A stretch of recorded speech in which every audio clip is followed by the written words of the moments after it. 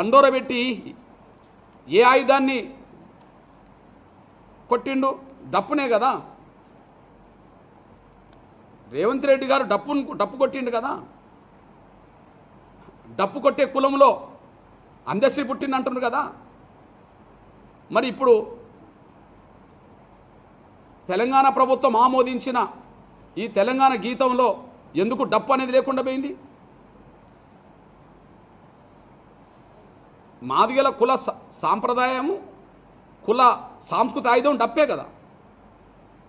నువ్వు మాదిగ అవుతే డప్పును రాసావు కదా, మరి ఎందుకు తీసేసావు? నీకు ఎన్నికల సమయంలో డప్పుని ఆయుధంగా మలుచుకొని రేవంత్ రెడ్డి గారు డప్పు కూడా కొట్టిండు కదా. మరి ఆ పాటలో ఉన్న డప్పు ఎందుకు తీసేసావు? రేవంత్ రెడ్డి గారు కథలు చెప్పిండు నిన్న, మొత్తం పాట విషయంలో మొత్తం అందశ్రీకే అధికారం ఇచ్చినామని చెప్పి. అందశ్రీకి అధికారం ఇస్తే 12 చరణాలను కాడ 3 ఎందుకు పెట్టిండు? ఇంతమంది కవులు కళాకారులకు సంబంధించిన, ఇంతమంది సాంస్కృతిక ఆయుధాలకు సంబంధించిన అంశాలను ఎందుకు పక్కకు పెట్టిండు? ఎవరి మెప్పు కోసం పక్కకు పెట్టిండు? ఏంటి పరిస్థితి? కొమరంభీం పేరు ఉండదా? గత పాటలు మాత్రం కొమరంభీం పేరు ఉంటుంది. సమ్మక్క సారక పేరు ఉండదా? గత పాటలు మాత్రం సమ్మక్క సార ఉంటుంది. డప్పు ఉండదా? సాంస్కృతిక ఆయుధాలు ఉండవా? ఏంటి పరిస్థితి? ఇక్కడ మేము సూటిగా చెప్తున్నాం, నిన్న ఆమోదించిన అందశ్రీ రాసిన నిన్న ఆమోదించిన పాటను మేము గుర్తించాం. తెలంగాణ సమాజం కూడా గుర్తించదు. మన పాటలో ఏమొస్తుంది? మీ దృష్టికి నేను తీసుకొస్తున్నా. నేను ఒక పాటలో మీరా సాహెబ్ కూడా పేరు వస్తుంది.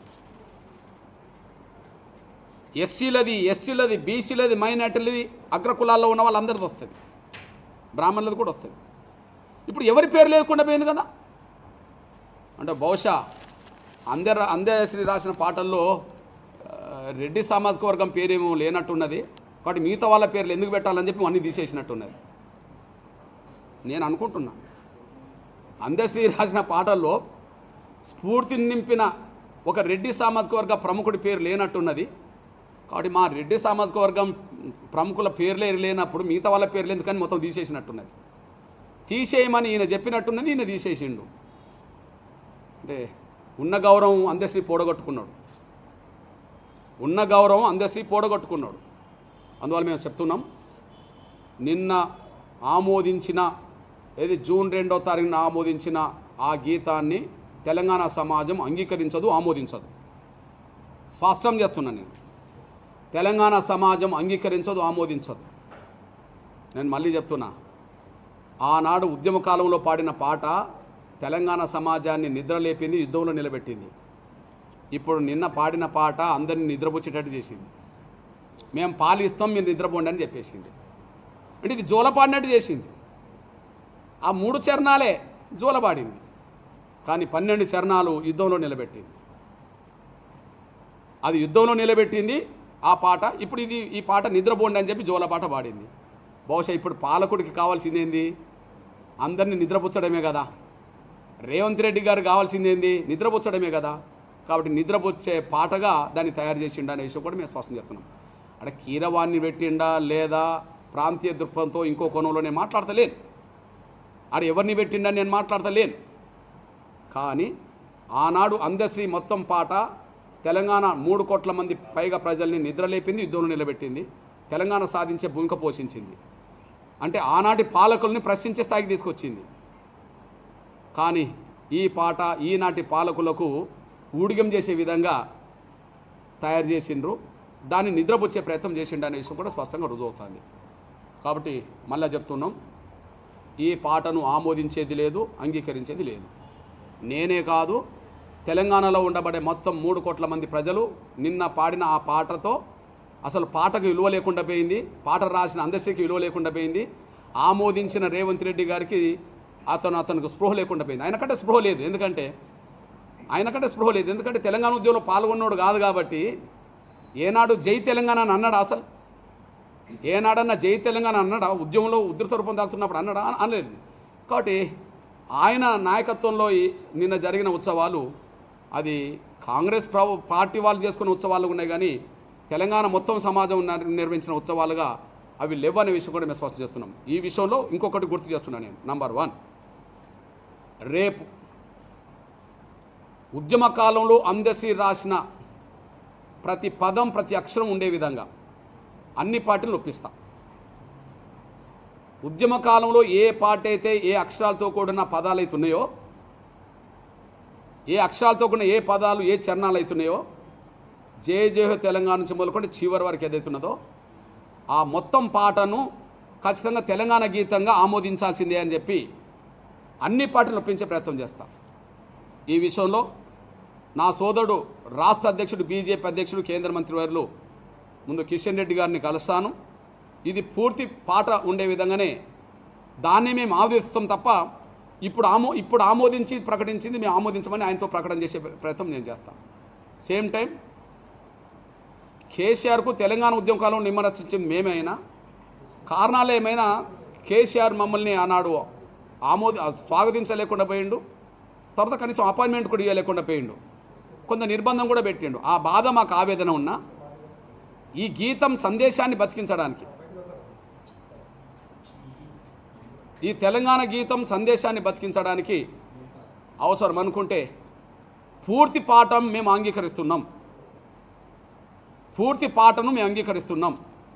గతంలో 10 ఏళ్ళ అధికారం నుండి దాన్ని ఆమోదించకపోవడం కొంత పొరపాటు జరిగిందని, కానీ ఇక ముందు అందరం కలిసి అదే పాటను ఆమోదిస్తామని చెప్పి ఖచ్చితంగా కేసీఆర్ గారిని కూడా కలిసే ప్రయత్నం చేస్తా. నాకేం బేసిజాలు లేవు. ఉద్యమ కాలంలో ఆయనకు నిమ్మరసం ఇచ్చాం, కానీ తర్వాత జరిగిన కొన్ని పరిణామాల్లో ఆయన పరిపాలించినప్పుడు ఎప్పుడు కూడా మేము ఆయనను కలవలేకపోయాము, మమ్మల్ని దూరం పెట్టిండు. అయినప్పటికీ కూడా ఈ గీతాన్ని సంపూర్ణంగా బతికించడం కోసం, ఎందుకంటే అది ఇప్పటికే ప్రజల హృదయాల్లో నిలబడ్డది కదా.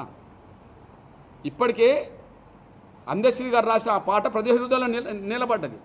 ఆ నిలబడ్డ మొత్తం పాటను ఇప్పుడు నిన్న పాడిన పాటను చూసుకుంటే పూర్తిగా వ్యతిరేకంగా కనిపిస్తున్నది.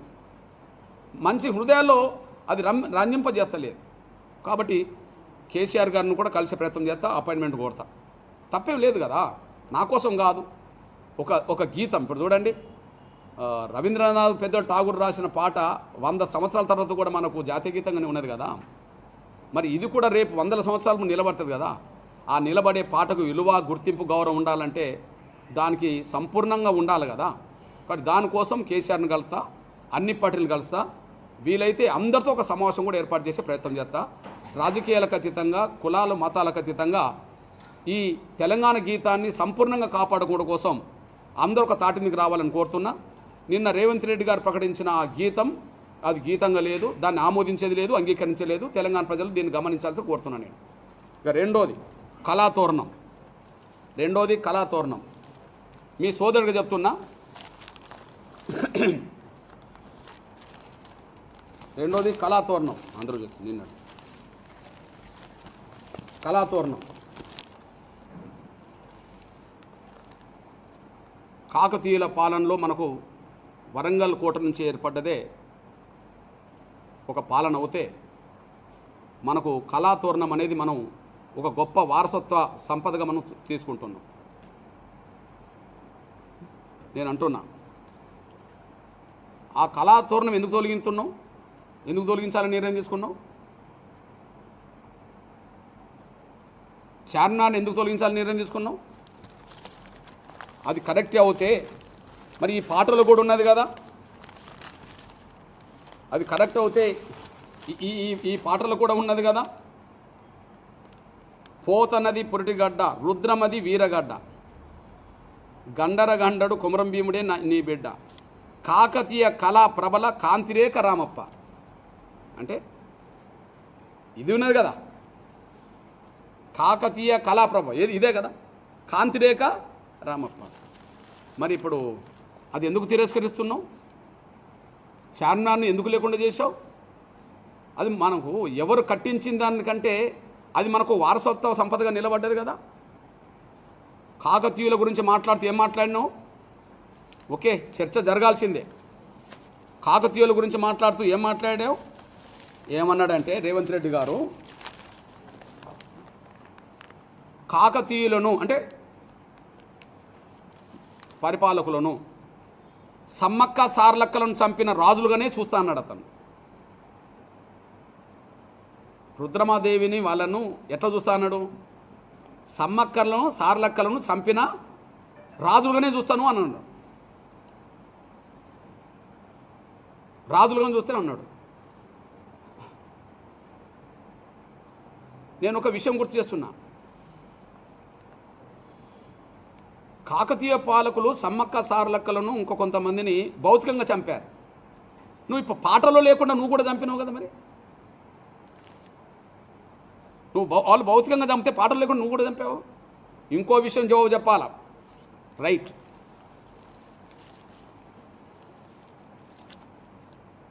కాకతీయ పాలకులను సమ్మక్క సార్లక్కలను చంపిన రాజులుగానంటే అంతకులకు చూసినట్టే కదా నువ్వు. మరి ఇంద్రవెల్లిలో గిరిజనులను చంపింది ఎవరు? ఇంద్రవెల్లిలో టంగుటూరు అంజయ్య ఏ ప్రభుత్వం? అంజయ్య కూడా రెడ్డే కదా. ఇంద్రవెల్లిలో కాల్పులు చేసింది కాంగ్రెస్ ప్రభుత్వమే కదా. అంజి రెడ్డే కదా. మరి ఇంద్రవెల్లిలో దాదాపు 100 మందికి పైగా ఆనాడు చంపారు కదా. ఎవరు చంపినరు? ఇప్పుడు ఫోటో ఏది? నువ్వు ఎక్కడికి వెళ్ళావు? ఇంద్రవెల్లి స్తూపం దగ్గరికి వెళ్ళావు కదా. ఆ రోజు ఇంద్రవెల్లి స్తూపం దగ్గరికి వెళ్ళావు కదా. మరి ఇంద్రవెల్లిలో కాల్పులు జరిపించింది ఎవరు? 100 మంది గిరిజనులు చంపించింది ఎవరు? కాంగ్రెసే కదా. మరే సమ్మక్క సార్లను చంపినోళ్ళుగానే చూస్తానన్నప్పుడు సమ్మక్క సారన అక్కలు ఆదివాసీ బిడ్డలే కదా. మరి ఇంద్రవెల్లిలో 100 మంది చంపబడ్డది కూడా ఆదివాసీ బిడ్డలే కదా. చంపింది కాంగ్రెసే కదా. చంపింది కాంగ్రెసే కదా. దానికి ఏం జవాబు చెప్తావు? చంపింది కాంగ్రెసే, దానికి ఏం జవాబు చెప్తావు? రెండో విషయం చెప్తా.